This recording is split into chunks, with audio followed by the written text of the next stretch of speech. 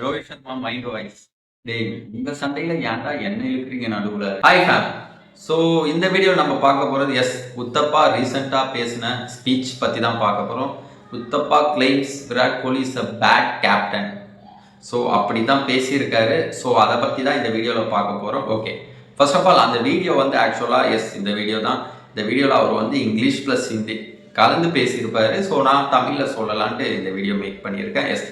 அவர் சொன்னதை தான் நான் சொல்ல போகிறேன் கைஸ். ஓகே, ஃபர்ஸ்ட்லி அவர் என்ன சொல்லியிருக்காரு பார்த்தீங்கன்னா, விராட் கோலி ஒரு ஸ்டாண்டர்டை வச்சிருப்பாரு, ஒரு ஹை குவாலிட்டி ஸ்டாண்டர்டை வச்சிருப்பாரு. அதை எல்லா பிளேயர்ஸும் மீட் பண்ணணும், அப்போதான் டீமுக்குள்ளே உள்ளே போக முடியும் அப்படின்ட்டு மாதிரி சொல்லியிருக்காரு. வேற ரோஹித் சர்மா என்ன எப்படி பார்த்தீங்கன்னா, ஸோ நீ எங்கள் டீமுக்கு வேணும், உனக்கு டேலண்ட் இருக்குது, உன்னோட பெஸ்ட்டை நான் ஆஸ் அ கேப்டனாக நான் கொண்டு வருவேன், அது மாதிரி ஒரு ஸ்டாண்டர்டில் இருக்க பிளேயர் ரோஹித் சர்மா கேப்டன்சின்ட்டு சொல்லியிருக்காரு. இந்த வீடியோவில் அப்படி தான் சொல்லியிருக்காரு. And then most controversial speech என்னன்னு பார்த்தீங்கன்னா, யுவராஜ் சிங்கை பற்றி அவர் சொல்லியிருக்காரு ஒரு கருத்து. யுவராஜ் சிங் ஆஃப்டர் கேன்சர் அவரால் கம்பேக் கொடுக்க முடியாத one and reason Virat captaincy தான் சொல்லியிருக்காரு, கிளைம் பண்ணியிருக்காரு.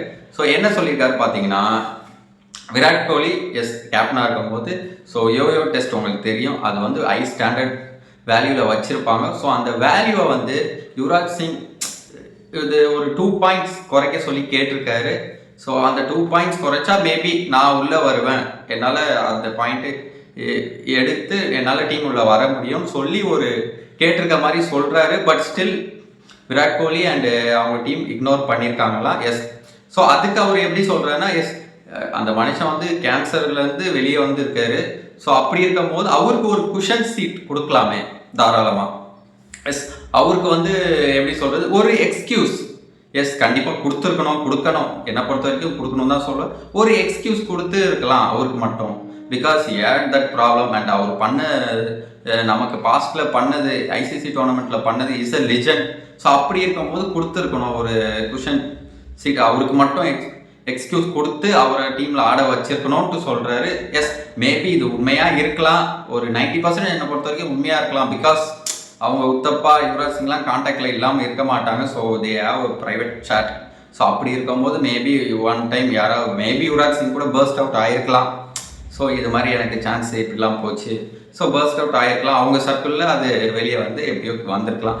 10% பொய்யா கூட இருக்கலாம். பட் பொய்யா இருக்க வாய்ப்பு இல்லை. இவ்வளோ பெரிய ஒரு ஃபேமஸ் பர்சன் மேலே இவ்வளோ பெரிய அக்வசிஷன் வைக்கும் போது கண்டிப்பாக அது பொய்யா இருக்காது.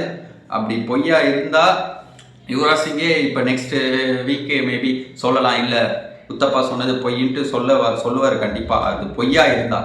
ஸோ ஓகே கைஸ், இதுதான் சொல்லிக்க. மோஸ்ட் சிம்பிளாக சொல்ல போனால் என்னன்னா, ரோஹித் சர்மா அவங்க பிளேயருக்கு ரெஸ்பெக்ட் தருவார், அண்ட் விராட் கோலி அது தரமாட்டார். அந்த ஒரு மீனிங்கில் தான் அவர் பேசியிருக்காரு. ஓகே ஃபைன், இதெல்லாம் ஓகே, இதுதான் சொல்லியிருக்காரு. இதுதான் அந்த டாக்லேயே மோஸ்ட் கான்ட்ரவர்சியான டாக். ஸோ இது சொல்லியிருக்காரு. Okay fine. என்னை பொறுத்த வரைக்கும் என்னன்னா, ஒன் கொஸ்டின், அது ரோஹித் சர்மாக்கும் சரி விராட் கோலிக்கும் சரி, ஓகே இப்போ அதே மாதிரி ஸ்டாண்டர்ட் இப்போ விராட் கோலி யுவராஜ் சிங்க்கு வச்சாரா வைக்கலையா தெரியல, பட் வச்சிருந்தா அந்த ஸ்டாண்டர்ட் இப்போ இருந்துச்சுன்னா உண்மையிலே விராட் கோலி அண்ட் ரோஹித் சர்மா டெஸ்ட்ல இருப்பாங்களா?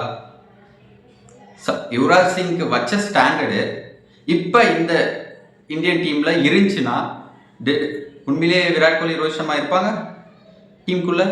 அவங்களோட பர்ஃபார்மன்ஸ் டெஸ்ட்டில் நான் பேசுகிறேன், ஓடிஐயில் சொல்லலை. ஓடிஐயில் Rohit Sharma is doing best. So அப்படி பார்க்கும்போது டெஸ்ட்டில் அவங்க இருப்பாங்களா? அவங்க கடந்த ஒரு 5 வருஷமாக, ரோஹித் சர்மா 2 வருஷம் அண்ட் விராட் கோலி 5 வருஷமாக ஸோ பெர்ஃபார்ம் பண்ணுறதை பார்க்கும்போது உண்மையிலே அவர் டெஸ்ட்டில் இருப்பாரா? ஸோ அப்படி இருக்கும்போது யோசிக்கணும் கைஸ். ஸோ அவரும் இப்போ விராட் கோலி அண்ட் ரோஹித்தும் அந்த ஏஜ் தான், அந்த 37, 38 still they have anchor, right? So அவங்க என்னதான் 5 வருஷம் அடிக்கலனாலும் அவங்ககிட்ட அந்த அங்கர் இருக்கனால நான் ஆடுவேன்ட்டு ஒரு நம்பிக்கை இருக்கனால தானே பண்ணுறாங்க. ஸோ விராட் கோலி ரோஹித் சர்மாவுக்கு ஆப்பர்ச்சுனிட்டி கிடைச்சிருக்கு அண்ட் யுவிக்கு கொடுக்கல அந்த ஆப்பர்ச்சுனிட்டி. ஸோ உங்களுக்கே புரிஞ்சிருக்கும் இது ஃபேரா அன்ஃபேரான்ட்டு. See you next video. Bye.